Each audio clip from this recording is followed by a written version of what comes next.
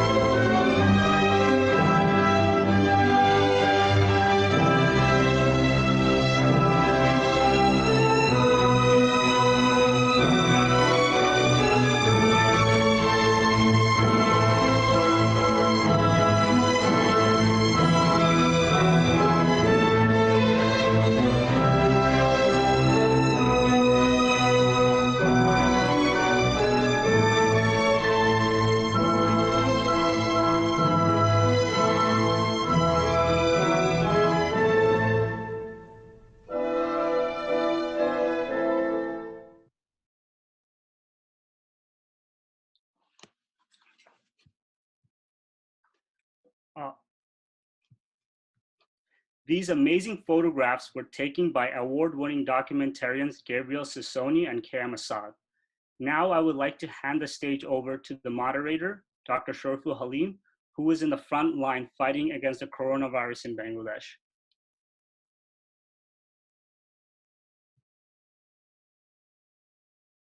Shariful Halim.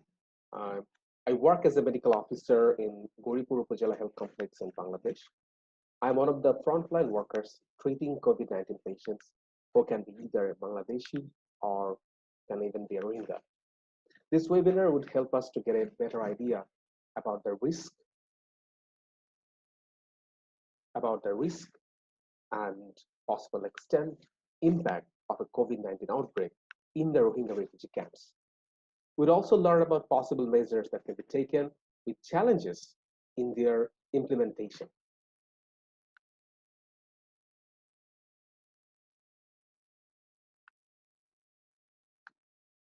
The COVID-19 pandemic is among the worst possible public health crisis in recent memory. Almost 3 million people are infected, and over 200,000 people have already died from the disease. Today, we are delighted to host two distinguished scholars who will help us to better understand the risk of COVID-19 in Rohingya. Our first speaker is Dr. Ayesha Mahmud, a graduate of Carleton College and at Princeton University. Dr. Ayesha Mahmud is an assistant professor at University of California, Berkeley. Her research focuses on the relationships between human population changes, environmental factors, and infectious disease dynamics. Professor Mahmud has completed several extensive research projects on the health of Rohingya refugees, including a newly published work quantifying the success of measles vaccination campaigns in the Rohingya refugee camps. Our second speaker is Dr. Ruhul Abid. Dr. Ruhul Abid is an associate professor at Brown University Alpert Medical School, and executive faculty member of Brown Global Health Initiative. He received his MBBS from Dhaka Medical College, which is also my alma mater, and a PhD from Nagoya University, Japan. Dr. Abid founded the nonprofit Health and Education for All that promotes comprehensive health coverage for marginalized communities. Under his leadership, Health and Education for All has provided medical treatment for over 130,000 Rohingya refugees since 2017. Currently, he is training medics who are working in Kutupalong Rohingya refugee camps to combat the spread of COVID-19. So I'd like to welcome our honorable speakers. So Dr. Ruhul Abid and Ayesha Mahmud, welcome you to our today's webinar. So I will first ask the question to Dr. Ayesha Mahmud. So we already know that the COVID-19 is affecting the whole world, and the Rohingya refugees are at risk of developing this condition. If we consider the worst case scenario involving a fast spread of the virus in the camps, can you provide an estimate regarding the number or the percentage of the Rohingya population that might become infected in the next few months? So I would let Dr. Ayesha to answer that question. Sure. Can you hear me? Yeah, I can hear it. Great. Thank you for the very kind introduction, and thank you to you and Tariqul for organizing this event and giving us a sort of platform for discussing this important issue. So to answer your question about the magnitude of the outbreak, I'm gonna refrain from sort of making any predictions about the number or the course of the outbreak and things like that, because there's so much uncertainty about these measures, right? So I think even in countries where we have relatively high testing and good data, things like the case fatality rate is very difficult to measure, right? So the case fatality rate it's a very simple measure. It's the number of deaths divided by the number of cases, right? But there's so much uncertainty about both the numerator and the denominator. So I just want to preface all of this with, there's so much we're still learning about the disease. And I think Dr. Abid can also talk about you know, there's just, from a medical perspective and a clinical perspective, there's just a lot we don't know. What we do know about the disease is that it is incredibly transmissible, and that once an outbreak starts, it grows exponentially, right? So what that means is that it can double really quickly. So what we've seen in many places is that a number that you've probably seen in the news, the basic reproduction number, R0, that a lot of disease models use. All this number tells you is how many, if you have one infected individual in a susceptible population, how many more individuals are they going to infect, right? So for COVID-19, that number is around 2.5 or 3. We've seen estimates as high as 3.5. It's very context dependent, right? So it really matters where you are. And so we know that these numbers are high. If a single person is infecting three people on average, and they may be infecting these people while they're not even showing symptoms. And so the onset of going from one person being infected to the next person being infected is really short. So what we've seen is this exponential growth of cases. And this has happened all over the world. And I think what we can, even though, you know, we can't project actual numbers without fully knowing everything about the disease, what we can say is, you know, an outbreak in the camps would probably spread extremely rapidly given the density. So things like R0 is very dependent on the density of the population. And Tariqul mentioned, you know, the Rohingya camps is more dense than Manhattan. And it's 40 times more dense than Dhaka. And we already think of Dhaka city as being an extremely dense population. So I think the challenge here is sort of, I think the numbers will be large no matter what. And it almost, in some sense, doesn't really matter how large that number is. I think we know it's going to grow exponentially if there is an outbreak. Right, thank you. My next question would be to Dr. Abid. Like Dr. Ayesha already mentioned that camps are overcrowded and this Rohingya people more vulnerable to experience a very serious outbreak. So can you please provide us some insight into why the Rohingyas are vulnerable apart from being overcrowded? Are there any other factors that make them more vulnerable to get this kind of outbreak in the camps? Thank you.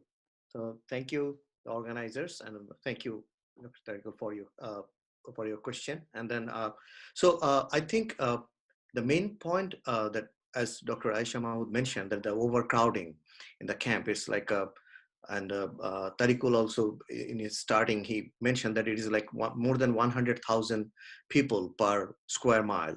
So that's a hugely dense, crowded place. But that's just the density. But if we think of other perspective, as you,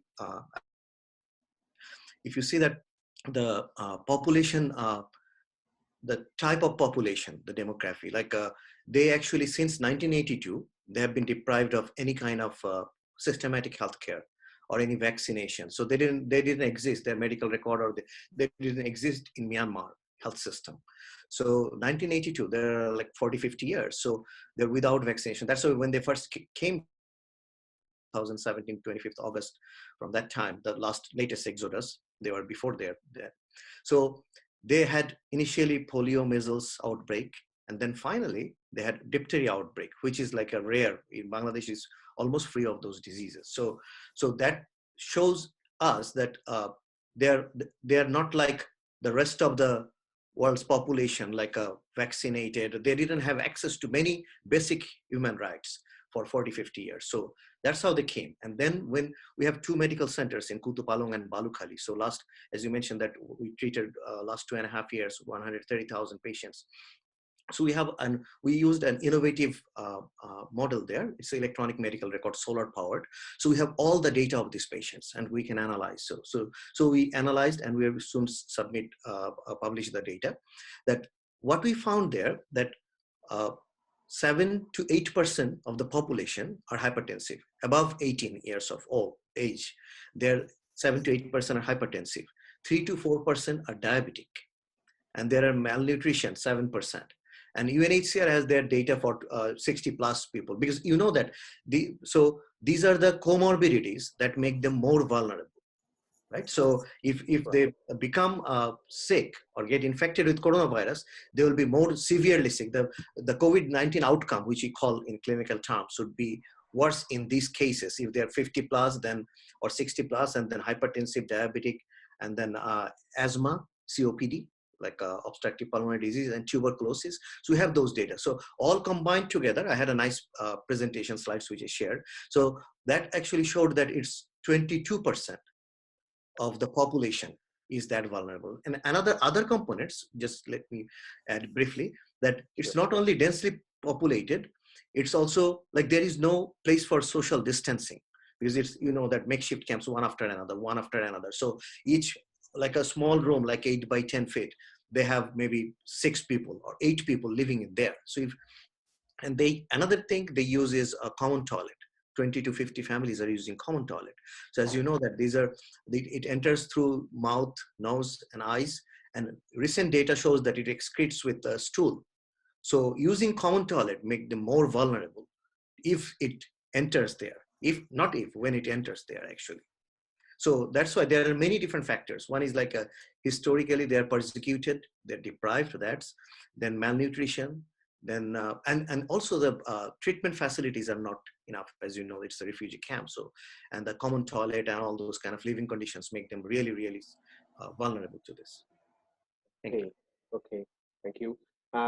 I would like to go on to discuss a part of population pyramid of the Rohingya refugees. As you know, that the Rohingya have a younger population when you compare that with other countries. So their population pyramid is kind of bottom heavy rather than being top heavy, like those countries like Japan or other uh, Western or developed countries. So does this pattern of population pyramid, which is bottom heavy, impact an outbreak, or can it be influenced by an outbreak? So what are the implications of the population pyramid regarding the coronavirus outbreak? Can you tell us something about that?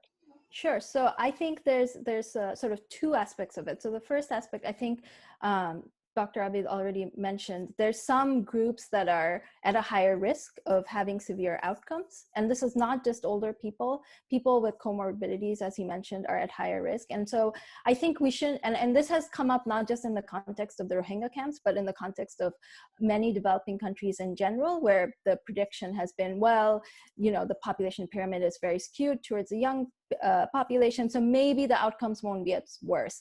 But I think there's a lot of danger in making that sort of statement, because I think in a lot of these countries, and Dr. Ruhul Abid just pointed out all of the other factors that are at play. So just thinking that the population, you won't have severe outcomes because there's relatively fewer people over the age of 60, I think is sort of being complacent about the dangers of the outbreak. There's many comorbidities that are associated with a high case fatality rate and a high mortality rate, as well as a high rate of progression from mild symptoms to needing ventilation.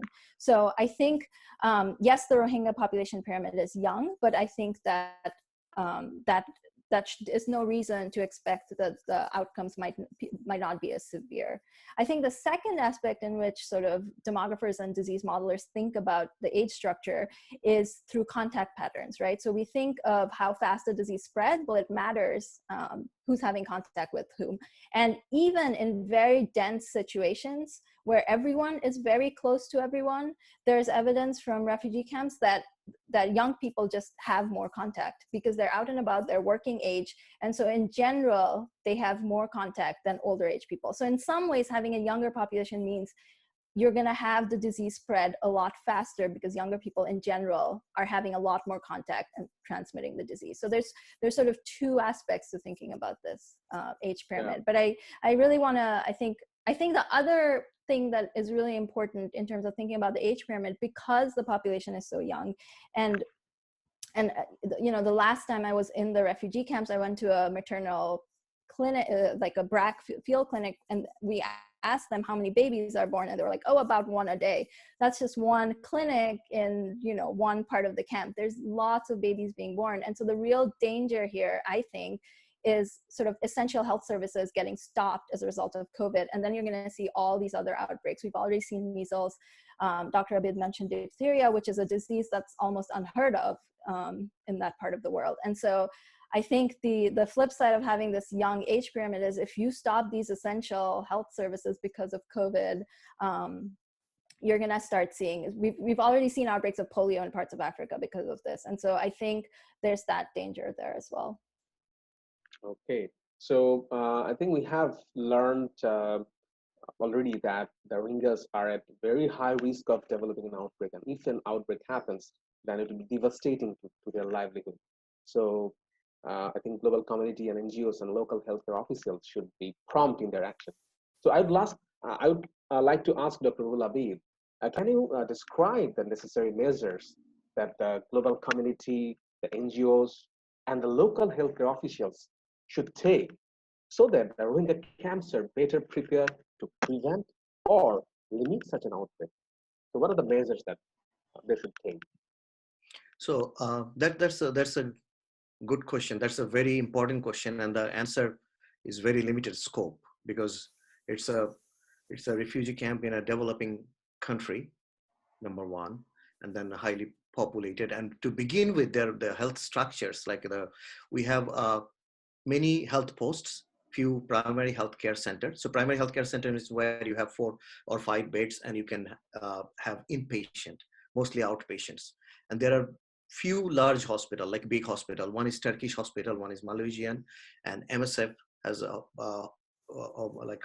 kind of old hospital there. They built a couple of new hospitals. So altogether for 1.3 million people within the camp, you have 7 big hospitals. Those are like field hospitals. Hospital means not like what we see here or what we even see in Dhaka city. So those are like field hospitals. And so at this point, what we did, like all the organization, because government took one very effective measure that they kind of announced lockdown. So the whole camp, I think mid-March, no, like a couple of weeks ago, actually. Yeah, a couple of weeks ago, this April.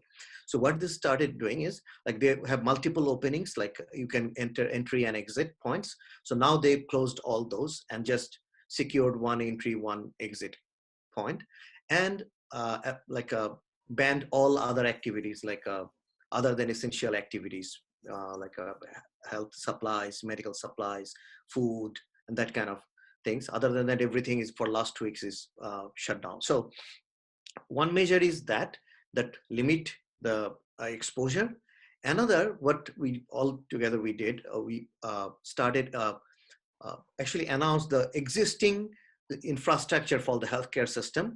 We actually converted some of them to isolation center. So 18 isolation centers, but the bed numbers are very limited. Like almost 1 week ago, it was 72 isolation beds only for so many people.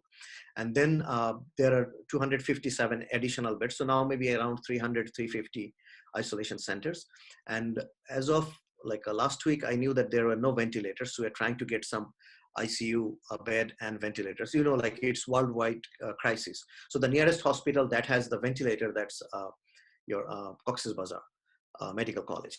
And so what we started, we did, so what other organizations so far did is we developed a triage system, like so that you can quickly find out the symptomatic patients and then isolate them in those isolation centers, and then take samples from there to Cox's Bazar Medical Center. There is just one testing center in Cox's Bazar Medical Center from IEDCR, who are in charge in Bangladesh. So they have performed around, I think so far 12 or 16 Rohingya suspected cases, but all came out negative. So far it's right now is that level. But I think all organization, what they can do is they started doing actually that informing the Rohingya people, because giving information is the first thing in a pandemic. You want to educate the people, you want to make them aware of the situation, what's there, because nobody has any idea, right? And these people are deprived and persecuted for so long, and they are in the refugee camps in a not very good situation for 2.5 years. So to give them information, so that's another obstacle we are facing there, we don't have a text messaging kind of system there, and no internet.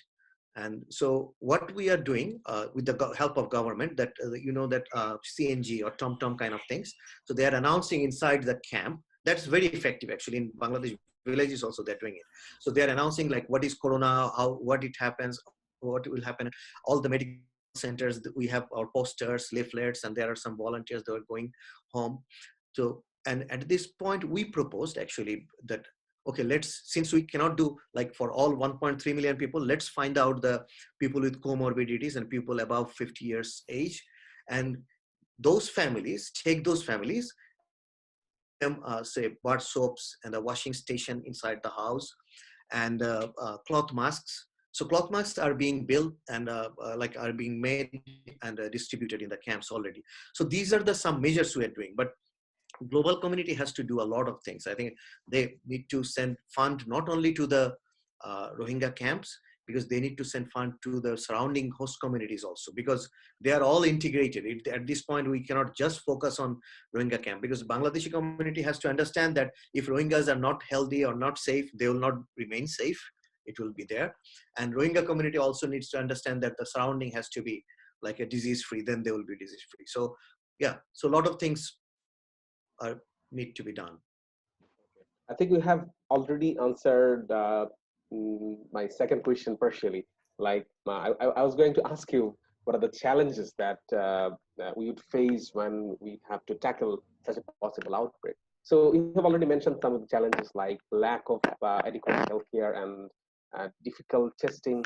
So can you mention any other challenges, or can you tell us about the challenges that we as global community and the NGOs might face when they face such an outbreak?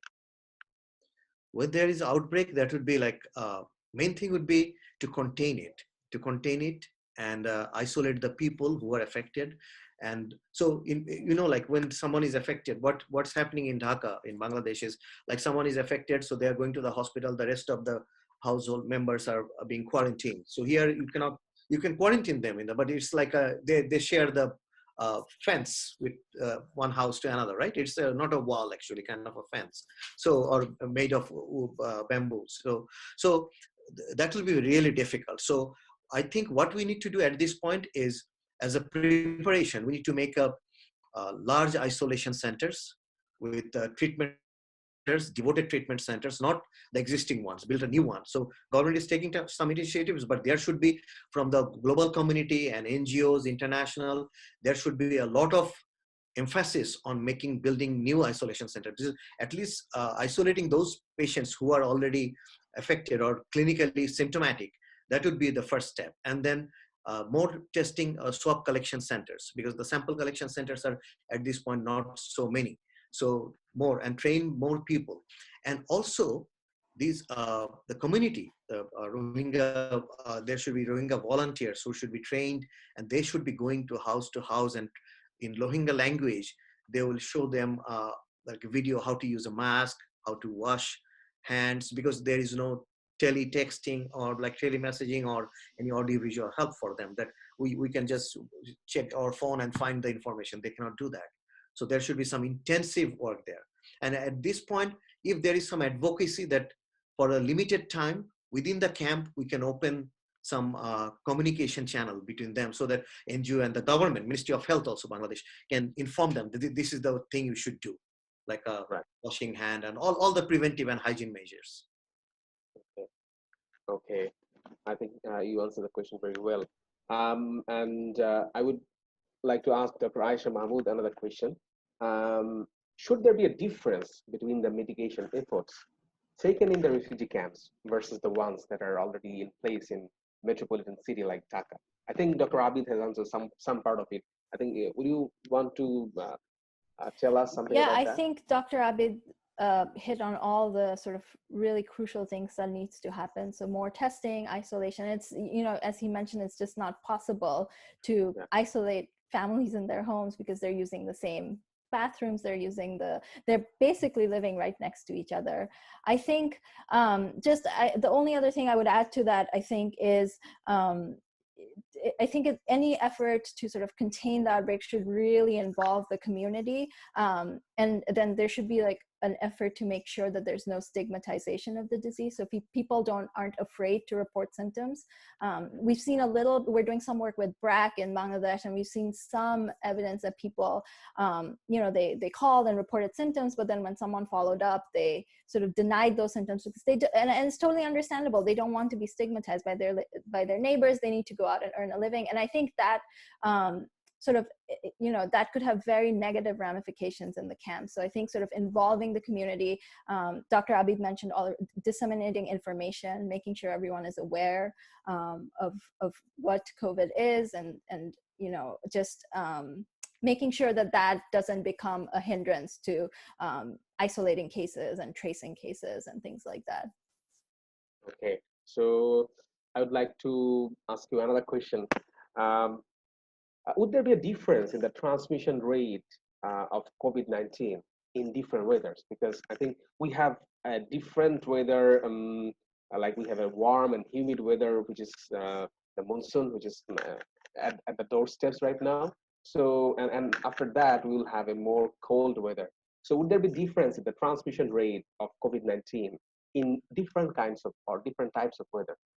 That's a good question. And I think that's a question that people are still trying to figure out. So there's some evidence, and this is, again, coming mostly from sort of temperate climates in the Western world, that beta coronaviruses, so these are in the same family of viruses, they transmit the common cold. We have a lot more data about this, so we can study them for long periods of time. And so studying these viruses suggests that there's increased transmission in dry seasons, but that's in the temperate world. So that doesn't necessarily translate to what might happen in the tropics, because in the tropics, for example, flu, which is also airborne and fomite transmitted, we see transmission increase in the humid monsoon season.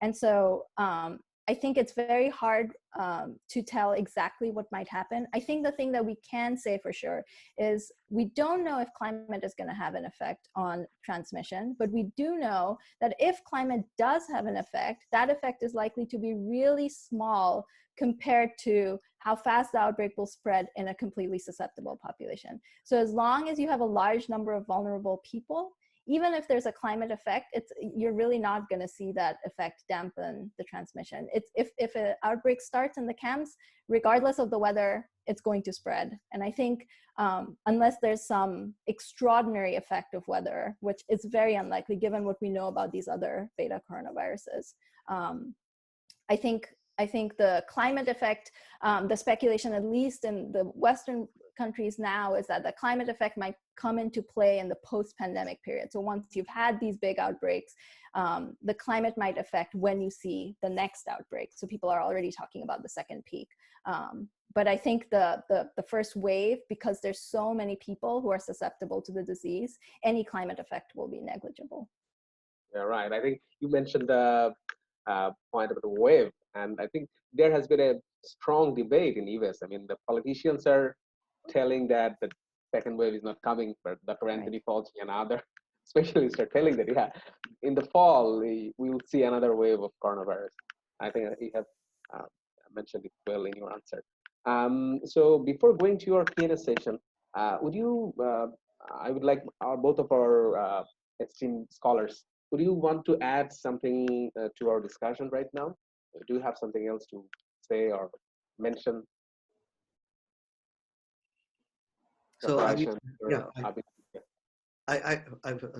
may I say? So yeah, sure. I'd like to add that to that question that actually it's a dire necessity that the main focus would be to supply them with more information, the community, and more protective. Since we cannot give them space, we cannot give them the social distancing space, so we should give them more protective and hygiene and protective measures, like we are planning to package that. So like that kind of measures will be very important. And another is to break down the myths. There are many myths, like as you know, like in every place, even in Bangladesh, in villages, if you go that, oh, corona is, that person got corona, it's a sin, that person should be expelled from the village. So in Rohingya camp is, in addition to that kind of superstitions, I think there is another added distrust or mistrust between the authority and the Rohingya camps, because the Rohingya community, because their like deprived and persecuted for like a decade. So, and then they're in the camp. So when we know like there are many myths, like sometimes they're asking to our doctors and our health workers. So if I say that I have a symptom, because you guys are asking for this cough, fever, and then whether exposure to some people. If I say that if there is any symptom, what will happen to me? I'll go to this isolation center and I'll be dead. They will kill me. So like, so this kind of thing. So I think those are very important to educate the community, to keep them informed, to make a good relationship with them. That's very important from all the partners. Thank you. Okay, Dr. Ayesha, would you like to add something? Yeah, I think I just want to iterate this point I made earlier, which I think we should focus on COVID, but we really shouldn't forget the other infectious diseases, because Right. you know, the effect that, you know, I've studied measles a little bit in the camps, but the effect of any disease that breaks out in the camps can be devastating, and things that have a high fatality rate for children will be particularly devastating. So I think as we're thinking about COVID, we should also make sure we're thinking about these other diseases and taking measures and vaccinating. Okay, I think we have had a very good discussion, and I think it would help not only me but also other healthcare workers to get an idea of how to assess their risk and how to take steps. And what are the steps that we should take? We have learned about those. I think it would help everybody. And thank you very much for bearing with me. Now I'd like to go to our Q&A session, and I would take some questions from our audience who have been patient and have been listening to us. So our first question is, would global telemedicine be an effective method to treat pandemics in the camps?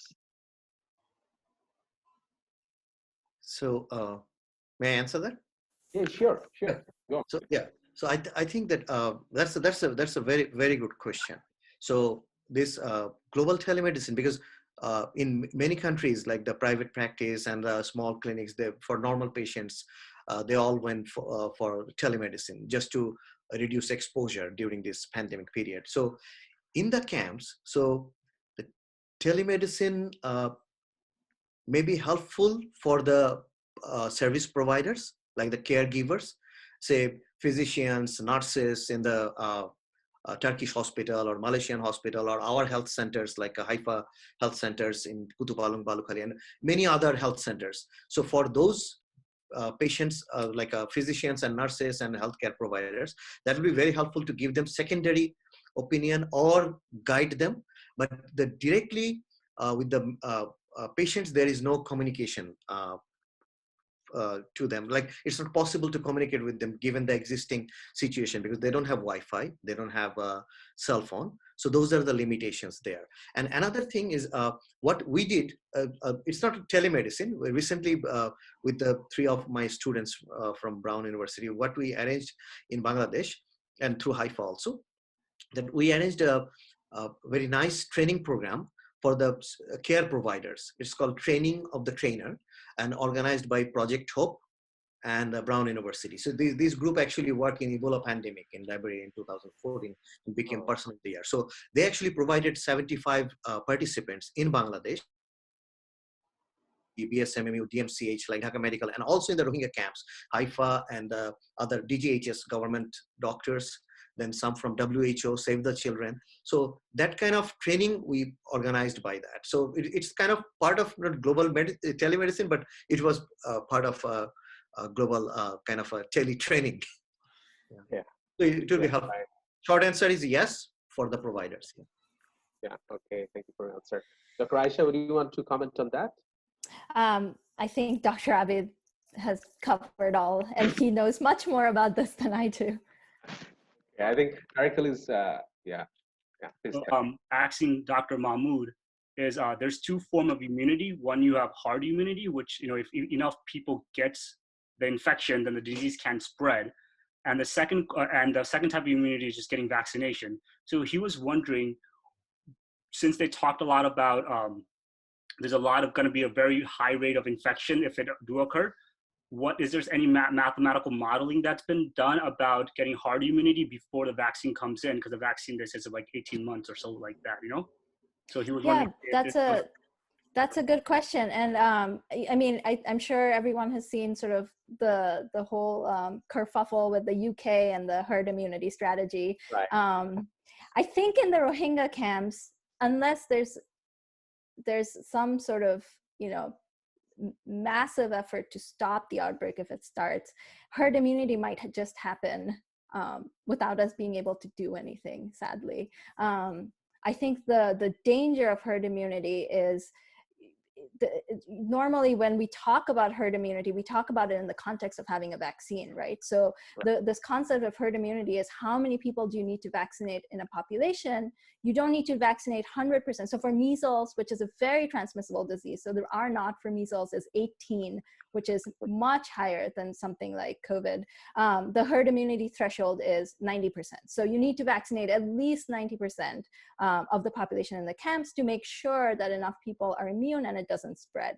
So to talk about herd immunity not in the context of vaccination, to use it as a strategy for mitigation, I think is a dangerous game. And I think the UK sort of realized that and backtracked. I think the reality is that if an outbreak spreads through the camp, you might reach the herd immunity threshold anyways, and then the outbreak would die off because there were not enough susceptible people and the R0 drops below 1.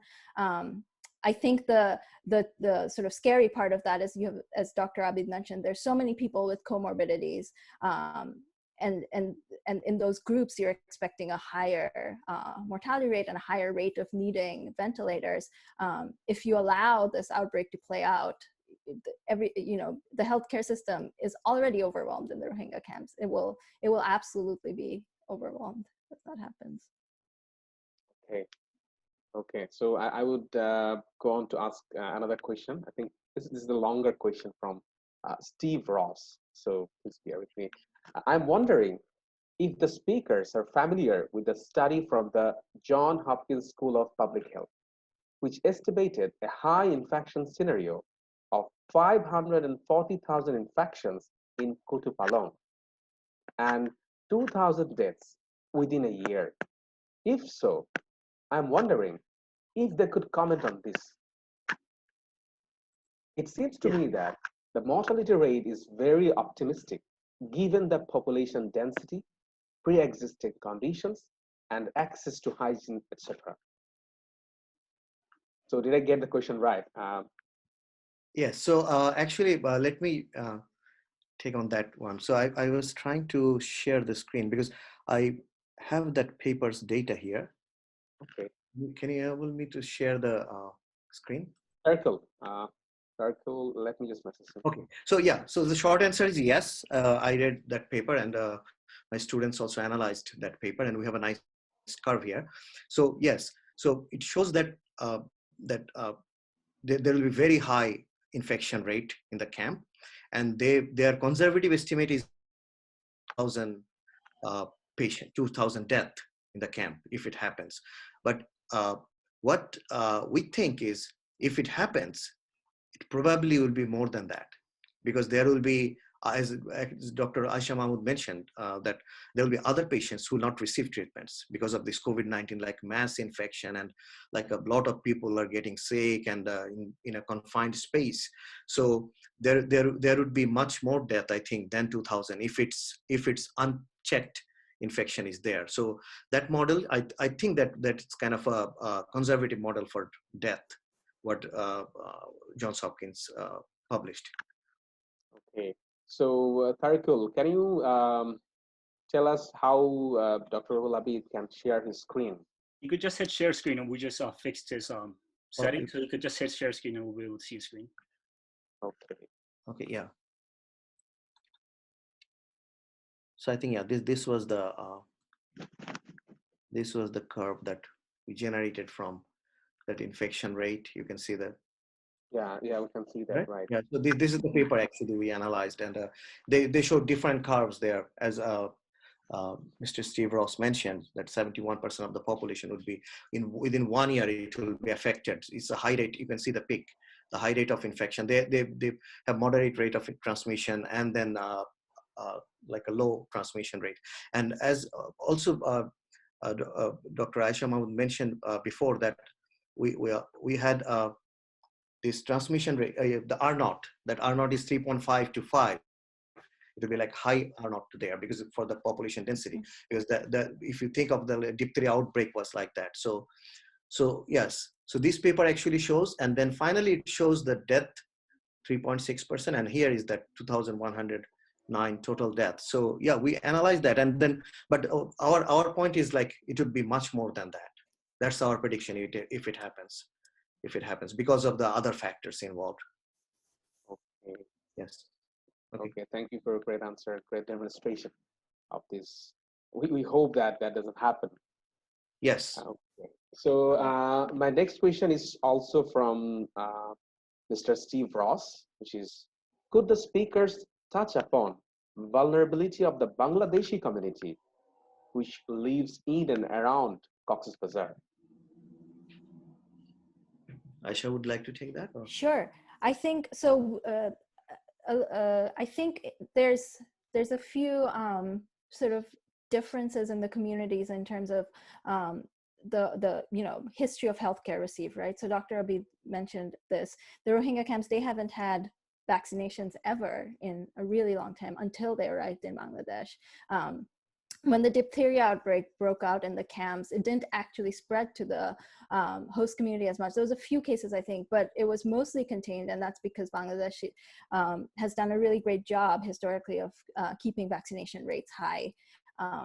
But I think that in terms of this current outbreak and the current crisis, it's really important, and I think Dr. Abid already talked about this, it's important to have sort of a coordinated response, because you can't really separate the camp. Even if you have it locked down, you need to take the host community into account, and what's happening in the nearby areas is going to affect the camps. There's not really a way to sort of separate out these two populations, and there's vulnerabilities in all over Bangladesh, and there's people with comorbidities not just in the camps but in the host communities as well. And so the host community is not protected in any way from the negative impact of COVID-19. And I think a coordinated response where both host community members are involved and the Rohingya community members are involved will be what's needed. Yeah, right. Thank you for a great answer. I think, yeah, cooperation is essential. And I think there is also an important point about cooperation between the NGOs and the government health services. And my next question is regarding that. So Mr. Adam has a question, which is, are local NGOs able to coordinate with Bangladeshi medical authorities? And what needs to you see, is there sufficient PPE for hospitals, and what can be done to restore internet service in the camps? So I think there are multiple questions. So first, are the NGOs able to coordinate with the government? And next, is there sufficient PPE in the hospital? And then I think there is also another question: what can be done to restore internet service? So there are three questions. Yeah. So let me answer that. So at this point. So the coordination is very good with the government, because the whole Rohingya camp healthcare system runs through a cell, which is called coordination cell. It's an inter-service kind of it's a DG Health, then the civil surgeon, local UHFPO, as you know, the sub-district chief, and all the organizations, WHO, UNHCR, IOM, you just name all the organizations, BRAC, Haifa, our organization, Haifa. So all together, so they have different focus, but it's all coordinated, and we have the joint response plan. So we are also planning a joint response submission for this COVID-19 preparation. We already did like a preliminary. We're finalizing this 30th of this month. So yes, it's a very coordinated effort there, and I think that's why it's working so well. And as also Dr. Ayesha Mahmud mentioned, that like the measles and polio and all those things were prevented, because so far I think very successfully government, even organization and other NGOs at least prevented. I say that in many places that at least 3 to 4 epidemics inside the camp so far in last 2.5 years. So, but at this point, we need to do more. And PPE, no, there is not enough PPE, because my team, I have like a 22-member team altogether, like in Cox's Bazar and other places, the supporting teams. So we provided, I had to get our own PPE from Dhaka, and from fortunately we took almost 3 to 4 weeks, but we have a recent shipment from outside the country. So we got some N95 mask and all those PP. So we are providing, each organization is trying to provide, but it's not enough. There should be a coordinated effort to give PPE to everyone. There is, but as in other places, there is a shortage. And for internet, I think it's a bigger question. It's a very sensitive question, and it has to be addressed by the government of Bangladesh. Okay, thank you for a great answer. I think you have checked all the points. My next question is from Tahmid Jawad.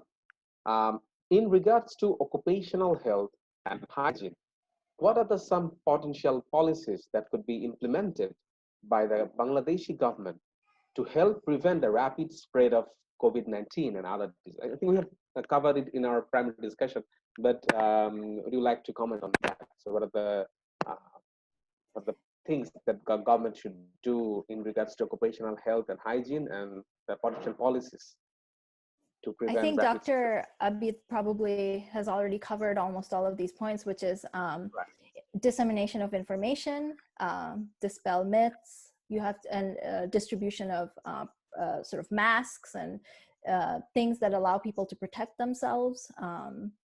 And really in a country like Bangladesh, not just in the camps, in Bangladesh in general, you can't, the cost of stopping the economy is so high, you can't really expect people to not go to work and to shut down the economy, right? So what works, is working in California. It's not a solution that's going to work for Bangladesh, right? And so and people will need to go back to work. And so trying to think of ways to enable them to do so safely is really important. And I think information is extremely crucial. Dispelling myths, making sure people are stigmatized, that people feel okay to seek care and be willing to isolate and not sort of be stigmatized by the society. Protective equipment, masks, and things like that. These are all things I think that should be done. And Dr. Abid might have more things to add, I think. Yeah, Dr. Abid, do you want to comment on this question? No, I think you covered it well. So I think, yeah, those are the main things we should do. Okay, thank you. I think we have a very interesting question next up. This is from Rashid, and his question is, will COVID-19 become a seasonal virus like the flu? And he also added another question behind it. With a new, will be a new vaccine needed for a new strain each year like the flu? So if it's going to be like flu, and do you have to have new vaccines every year? I can talk a bit. I won't touch the vaccine question. I think Dr. Abid, who actually knows biology, will probably be able to answer that better. I think in terms of the climate, I think, again, I think it's an open question, and there's a lot of speculation that it might. There's a new sort of paper out from folks at Princeton trying to look at this, and the idea is if it behaves similar to other sort of viruses in the same family, so the beta coronaviruses, we might expect to see seasonal outbreaks. The issue with that is what's really going to drive that is how long immunity lasts, and that's an open question. I don't think we have a good sense of that, right? So if an immunity lasts 5 years, the outbreak dynamics and the waves you get are going to look very different than if the immunity lasts for a few months, right? So for the common cold, many of which are caused by beta coronaviruses, immunity doesn't last very long, which is why you see these regular outbreaks. So I think that's an open question that people are actively trying to figure out. I think that's a $1 billion or $1 trillion question. So do you get immune after getting infected? Right. And what are the chances of getting reinfected? I'm part of it, and how to measure the immunity. And Exactly. people are scrambling to put up some tests to measure the immunity. So do you want to comment on, Dr. Abid, do you want to comment on the vaccine development? So what are the things that are going on there? We don't know much about the vaccine. So yeah, so the vaccine development is a very interesting thing. So it's at this point, so at first the previous caller's question that whether it would be like immunity, how is immunity, and whether there will be different strains. So it's too early. In brief, is as Ayesha, Dr. Ayesha pointed out, that it's too early to talk on those things. So similarly, like vaccine. So like there are several trials going on vaccine, as you know, that RNA, DNA. So like a Bill Gates group, and then some from the England, Germany, US. There are many different groups have DNA, RNA, different kind of vaccine trials. So those vaccine trials will take time. So, and then those vaccine trials will also depend on the production of antibody, induction of antibody by this virus, and the stability of that antibody induced by this virus. So the vaccine trials would be also dependent on the nature, how the antigen and antibody is reacting in human body. So to answer that, it's like too early for any vaccine trial. So any result would be from 12 to 18 months to get a preliminary idea that it's working or not. And I think earliest successful vaccine was like 6 to 8 years. That was the previous history. Oh, that's So a long time. Right. So if it's like, even if it's earliest, because this is a different scenario. We're in 21st century, and it took only 10 days to sequence the coronavirus genome, and they published it online, and then the US labs picked it up, and they started like ordering the virus particles, and then they started doing experiment with that. So this is a different ball game at this point. So we are like a very fast-paced, state-of-the-art everything. So that's why we started even the vaccine trial. This is the quickest vaccine trial we have ever did. So let's be hopeful. Maybe 18 months we'll get some answer, but not before that. Yeah, we should say prayers every day to get the vaccine as soon as possible. I think we have had a very fantastic discussion regarding many aspects of the viral outbreak in the Rohingya refugee camps, and we also got the idea about the virus itself and the season, and also what are the things that the global communities, the NGOs, and the government should do, and what's really happening. We're happy that still there is no patients detected in the Rohingya camps, but as Dr. Ayesha mentioned in her answer, that there are often asymptomatic spread, which is very dangerous because we might not even know what the carriers. So I think I cannot thank enough to our respected speakers to provide us with their valuable insights, and I think I have learned a lot actually, and we will be able to beat that virus someday, probably with your insights and your work. I think you will be working very closely with the Rohingya communities. I wish you all the best, and I think you will be able to contain the coronavirus spread in the Rohingya refugee camps. So I think I have to only say that stay safe, because I think Dr. Abid is in a vulnerable group because he's but senior. But I think young people are also vulnerable. So my wish is to stay safe, and Dr. Ayesha, stay safe. That's the only thing I can wish you for now. And thank you very much for joining us in this discussion. Thank you. Thank you. Thank you.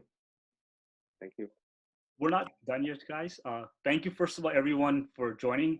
We just have Adam, who's going to say, who's sponsoring our essay contest next year, for this year. He wants to say a few things about some of the work that's going to be coming up with Rohingya refugees that they're doing.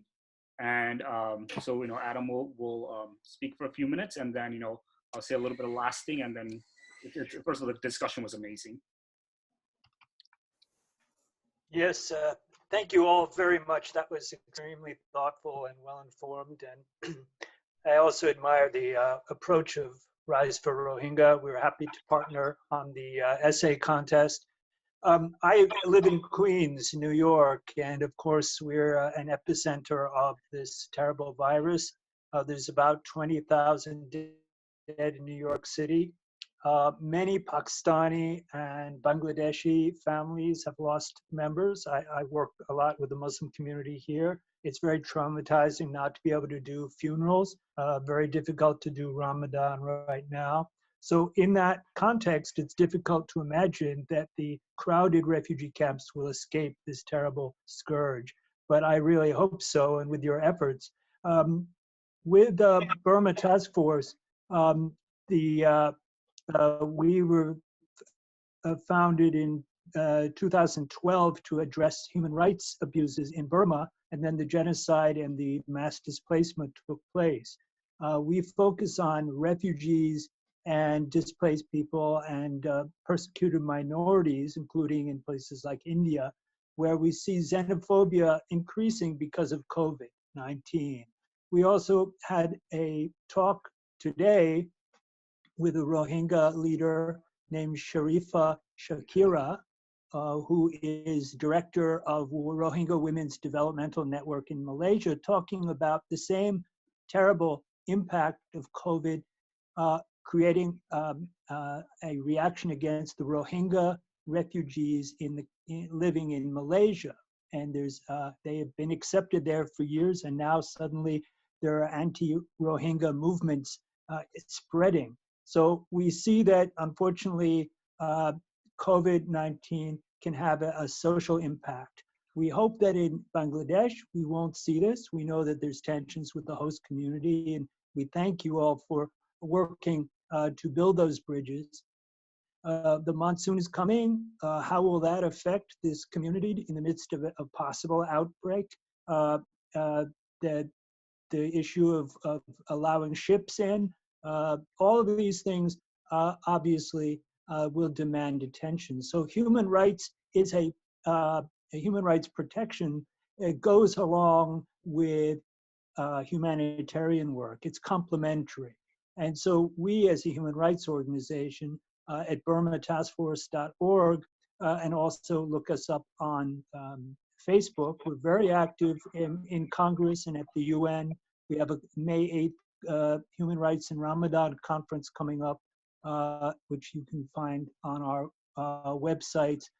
They all include action steps, and action steps meaning, how to reach out to Congress, how to reach out to the UN, how to reach out to agencies working on the ground. For example, a WHO employee was just killed in Burma as he delivered COVID testing samples. So there are other things that we ask people to act on every week. So if people want to take some action to address root causes of this terrible situation, until we address those root causes, the refugees will still be in the camps and facing the peril of their situation. So again, thank you very much for all the medical workers and experts who spoke today. And I hope people will check out our website and get involved. Thank you. Thank you, Adam. Thank you, Adam. Thank you, Adam, for supporting us. And again, thanks to all the speakers. And the last idea that I want to leave everyone with, Winston Churchill once said, if you're a stateless population, you are a global citizen. So that pretty much says that the Rohingya people are not the citizen of a country, but they're a global citizen. So there's an obligation for all of us, even if we're suffering in New York, or if we're not suffering in another country, to get involved with this issue, because as a global citizen, we need to get involved with this. And John just wants me to leave with this one idea, is that in his new books, he talks about there's an allergy to having nuanced conversation that most people wouldn't have. And he thought this discussion was trying to combat that idea, that having conversation at a very deep level, and also having conversation that some people may not want to have. So again, I want to thank everybody for participating. I want to thank my team member for painstakingly coming up with the questions and emailing everyone and making this possible. And I want to thank again all the speakers for their time. And I hope everybody stays safe in the upcoming months. And we'll get together and do greater, more good work for the Rohingya in the future. Thank you, everyone.